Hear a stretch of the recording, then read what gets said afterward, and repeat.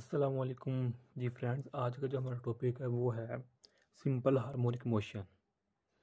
इसमें simple harmonic motion की कि SHM की हम इसके सिंपल हार्मोनिक मोशन है, इसको हम SHM शो कर सकते हैं। इसकी डेफिनेशन, इसकी एग्जांपल्स देखेंगे और इसकी जो डेरिवेशंस होंगी, जो इसकी फाइनल इक्वेशन है, the final equation of the simple harmonic, वो भी हम ड्राइव करेंगे कि वो हम किस तरह ड्राइव कर सकते हैं। ओके, तो आइए स्टार्ट करते हैं। बिस्मिल्लाहिर्रहमानिर्रहीम, सल्लल्लाहु अला मुहम्मद सल्लल्लाहु अलैहि व आलिहि वसल्लम। सबसे पहले डेफिनेशन देखें। Such a motion in which acceleration is directly proportion to the displacement and it is directed towards mean position is called simple harmonic motion. यह बहुत मशहूर टॉपिक है कि ऐसी मोशन जिसमें जो बॉडी है वो एक्सेलरेट कर रहा है। क्या कर रहा है? एक्सेलरेट कर रहा है। और उस बॉडी की ख्वाहिश ये होगी कि मैं अपनी मेन पोजीशन की तरफ जाऊं, यहाँ जहाँ से मैं चला था वहीं जाऊं। यानी such a motion which accelerate is directly proportion to the displacement. और उसकी जो एक्सेलरेशन होगी यानी कि ए होगा, वो डायरेक्टली प्रोपोर्शन किसके होगा? नेगेटिव एक्स के। ये हम प्रूव करेंगे आगे जाकर। यही हमारा जो मेन मकसद है इस वीडियो का, लेक्चर का, वो ये प्रूव करना है कि इसका acceleration is directly proportion to displacement. ये एक्स डिस्प्लेसमेंट ये हम प्रूव करेंगे आगे। तो पहले डेफिनेशन देख लें कि ऐसी मोशन जिसमें उसका एक्सेलरेशन उसके डिस्प्लेसमेंट के डायरेक्टली प्रोपोर्शन हो और उस पोजीशन, उस बॉडी की ये ख्वाहिश हो कि जहाँ से मैं चला था वहीं वहीं जाकर रुकूं, यानी directed toward the mean position. अब इसके कुछ एग्जांपल देखते हैं हम। Examples of simple harmonic. पहली example, the mass oscillate back and forth due to the restoring force of the spring. The period depends upon the mass and the stiffness of the spring, मतलब mean mass on spring। इसका मतलब जिस तरह शायद आप लोगों ने यानी कि वो मैं इधर दिखा दे बनाकर कि जो आपने देखा था एक्सेलरेशन, मैस और स्प्रिंग वाला,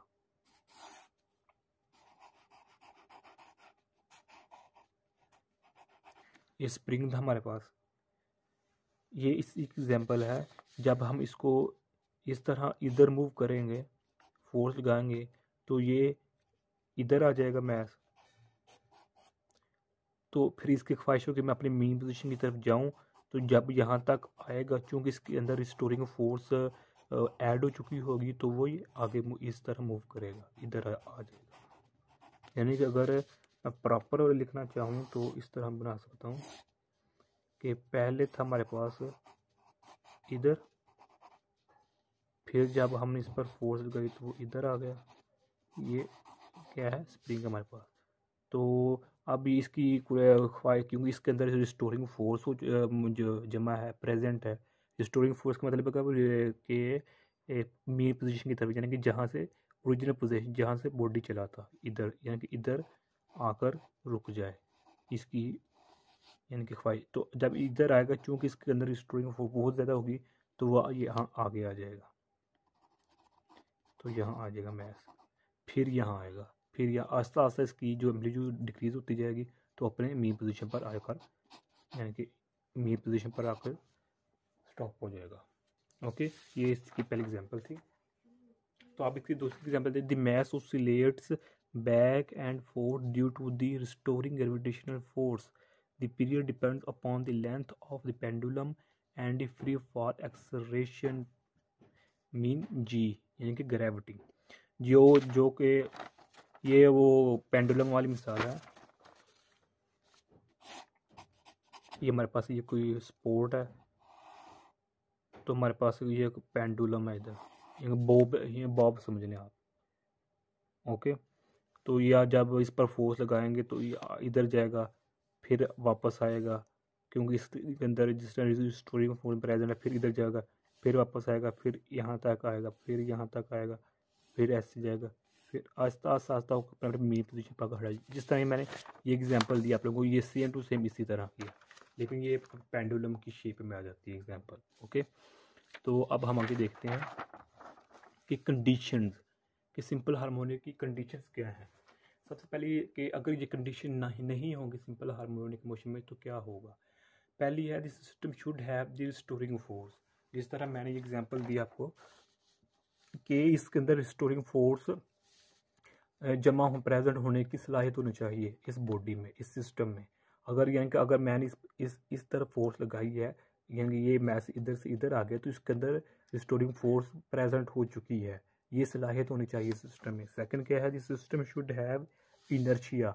इनर्शिया को हम दूसरे लफ्ज़ में कहें मैस, यानी कि ये मैस लाजमी होना चाहिए सिस्टम के अंदर सिंपल हार्मोनिक मोशन को शो करने के लिए।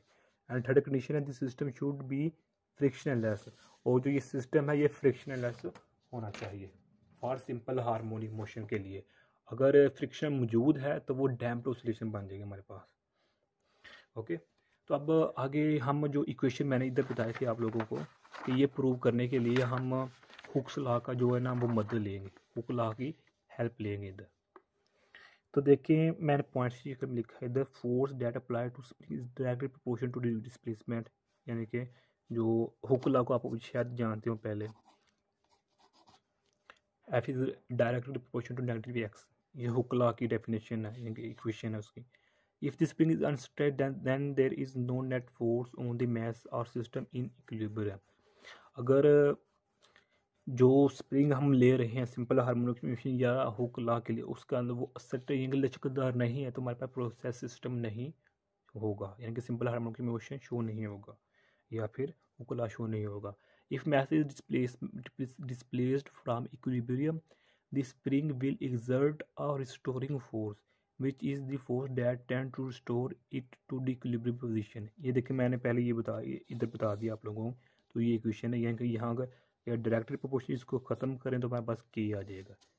ये हमारे पास क्या है, ये देख लें कि हमारे पास जो एफ है ये इलास्टिक फोर्स है, कि स्प्रिंग कांस्टेंट है, और एक्स हमारे पास डिस्प्लेसमेंट। ये थोड़ा सा यानी कि इंफॉर्मेशन अबाउट हुक लॉ है। ओके, तो अब हम आगे देखते हैं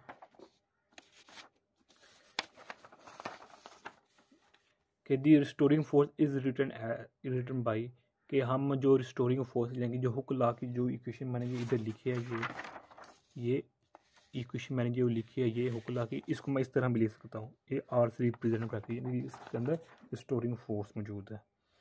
ओके, अगर है if acceleration is the acceleration produced by force F in the mass spring system at an instant, then according to the Newton law of motion, Newton second law,